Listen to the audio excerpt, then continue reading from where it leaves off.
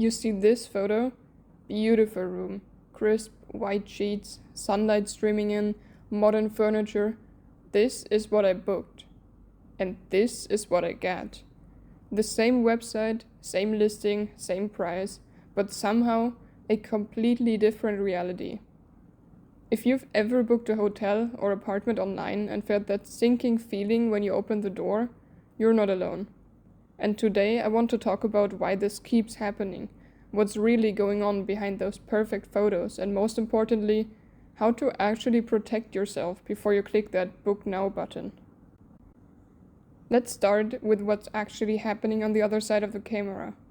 Hotels and property owners hire professional photographers for a reason, and these photographers, they know every trick in the book. That room that looks spacious enough for a family of 5, it might actually be 14 square meters. That's barely enough space to turn around with your own suitcase. Professional photographers use wide-angle lenses, typically in the 10 to 24 millimeter range. These lenses make small rooms look dramatically larger. What seems like a generous space in photos is often just 3 steps from door to bed in reality. Notice how hotel photos never show what's next to the window? That's because the stunning city view might actually look directly at an air conditioning unit, or a construction site, or the back of another building.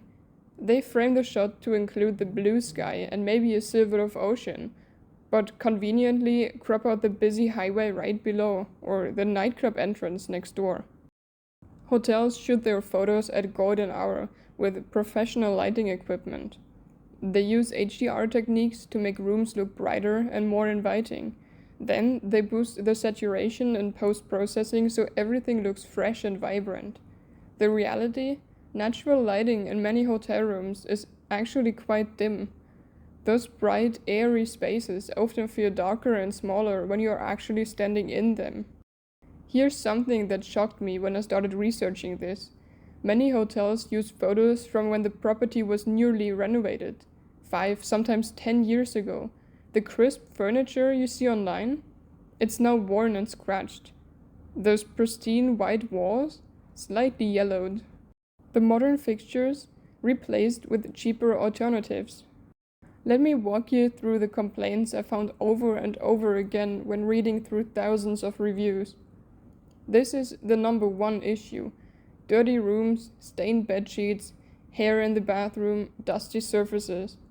One reviewer described finding damp bedsheets on arrival. Another discovered their spotless bathroom had visible mold in the shower. The photos always show freshly made beds with decoratively folded towels. What they don't show is whether those towels were actually washed properly.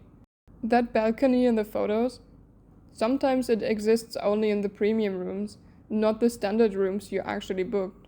The pool that sealed the deal for your booking, under renovation. The free Wi-Fi, only available in the lobby, not in your room. I read about one traveler who booked specifically for the rooftop pool, only to arrive and find it had been closed for maintenance for months. No prior communication, no adjustment to the price. Only steps away from the beach can mean a lot of things. I've seen listings advertise beachfront property when the actual beach access involves crossing a busy road, walking past a construction zone, and taking a detour around a fence. One of the sneakiest practices is when hotels use photos of their best rooms for every category on booking sites.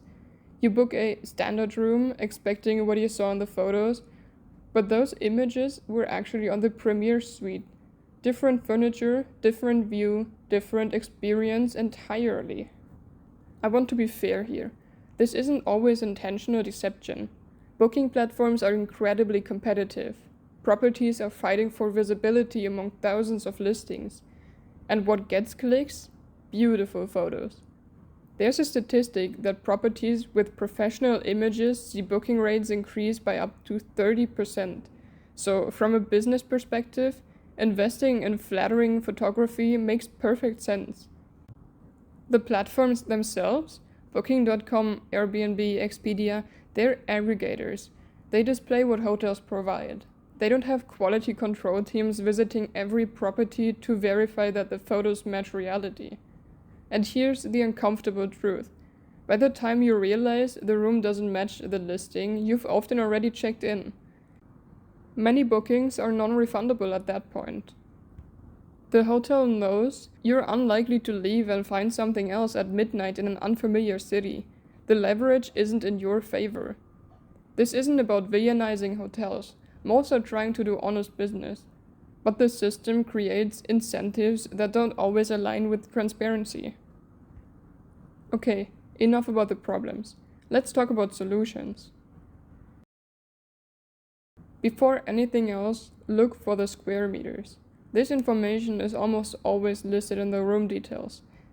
As a general rule, 20 square meters is comfortable for 2 people with luggage.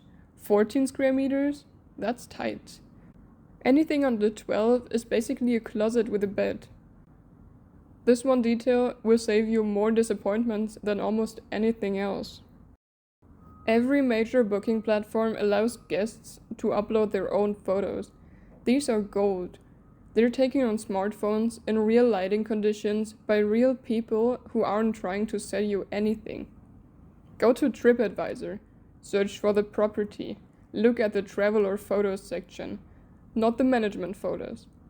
This is where you see what rooms actually look like today. When reading reviews, pay attention to patterns, not individual complaints. One person complaining about noise might just be sensitive. 20 people mentioning thin walls? That's a real issue. Look for specific details. Construction next door, room smelled musty, bathroom had mold. These concrete observations matter more than vague praise. And also, watch out for the word authentic. In hotel review language, this is often code for outdated or needs renovation. This takes 2 minutes, and it's incredibly valuable. Open Google Maps and drop the little orange person onto the hotel street. Look around. What's next door? Is there a busy intersection? Construction? What does the entrance look like? You can even do a virtual walk around the neighborhood to see if it feels like somewhere you'd want to stay. The same hotel might have different reviews on Booking.com versus TripAdvisor versus Google. Cross-reference. If something seems too good to be true on one platform, check what people are saying elsewhere. For Airbnb especially, but even for hotels, don't hesitate to ask direct questions. What floor is this room on? What's the view out the window? Are there any ongoing renovations?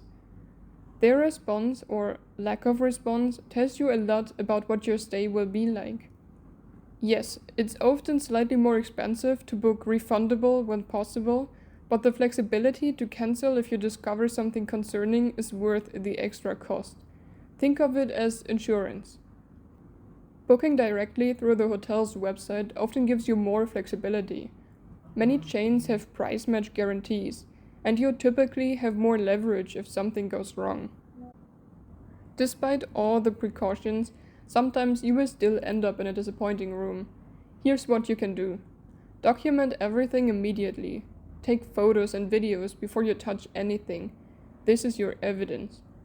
Contact the platform right away, whether it's Booking.com or Airbnb. They have customer service teams that can help mediate. Don't wait until checkout. If the room has genuine health or safety issues, mold, bedbugs, broken locks, you have stronger grounds for relocation or refund. Be calm but firm. And honestly, sometimes the best move is to cut your losses. If a place is truly unacceptable and the platform won't help, finding alternative accommodation and fighting for a refund later might be worth the peace of mind. Look, I'm not trying to make you paranoid about every booking. Most hotel stays go fine, but the gap between marketing and reality is real, and a little preparation goes a long way. Next time you're about to click book now, take 5 extra minutes. Check the square meters, find the guest photos, read the recent reviews. Look at the street view. These small steps can be the difference between a stay you love and a stay you tolerate. And if you have had your own hotel horror story or tips that have saved you, I'd love to hear about it in the comments. Thanks for watching, safe travels!